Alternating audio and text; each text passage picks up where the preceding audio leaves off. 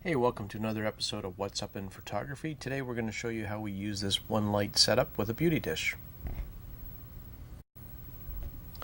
As you can see, our model Andrea is posing against the studio wall.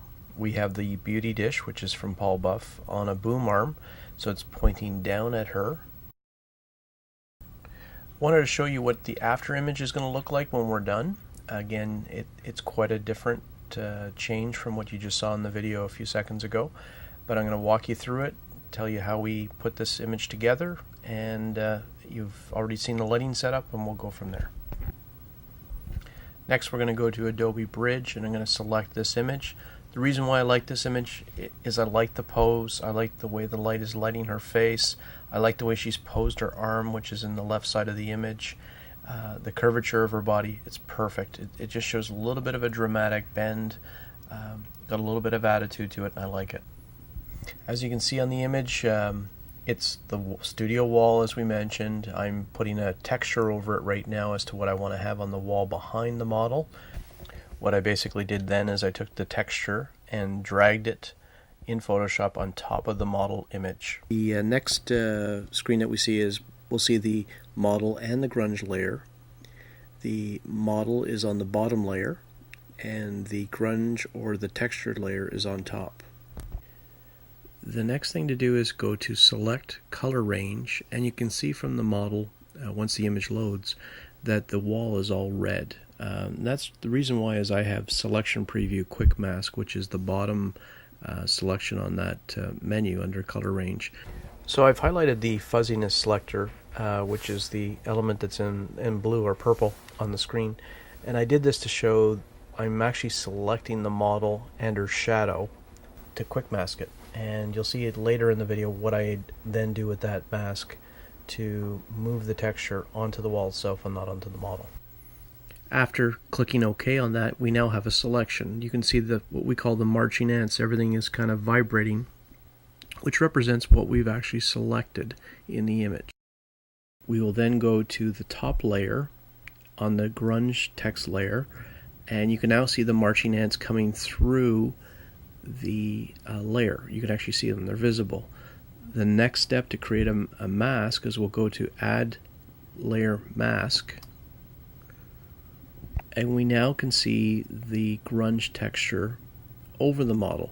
So in other words, the wall is gray, which is not what we want, and the texture is now on the model. Easy way to fix that is we invert the mask. So then we'll hit Command I, which will invert the mask and put the texture on the wall and not the model. Now you can see we actually have the start of what the image is going to look like. We have a few errors that we need to fix. We have a hot spot in the upper left hand corner, and we've probably got a few other areas that we're going to have to work on. So we'll click on the layer mask again because we want to work on the mask. We will then grab a paintbrush. We will make sure our default colors are on black and white, and we'll start painting with a paintbrush. We've actually selected black here for demonstration purposes. We'll then pick a soft brush, and making sure that we're on the mask, we'll then start painting on the wall. And you can actually see I did this for illustrative purposes. You can actually see I'm actually removing the grunge texture away, which is not what we want. I want to make sure that the texture is replacing the wall. So what I've done is I've actually selected the wrong color. By painting black, it's bringing back the studio wall. So what I want to do is go back to white and now start painting over, and you can see I've made the studio wall disappear, and I'm bringing through the brick or the marbled grunge texture coming through, which is great. That's what I wanted. So I did that just to explain what the differences are. Now I'll actively pull up the image, and I'll look for other areas where I might see background coming through the model's hair. There may be texture on the model's face or dress. I will use that to basically remove, using the brush, paint away any texture that may be coming through. And it's you don't spend a lot of time on this, but I always like to make sure I don't have any grunge on the model's face and on the dress. I really want to isolate it to certain areas.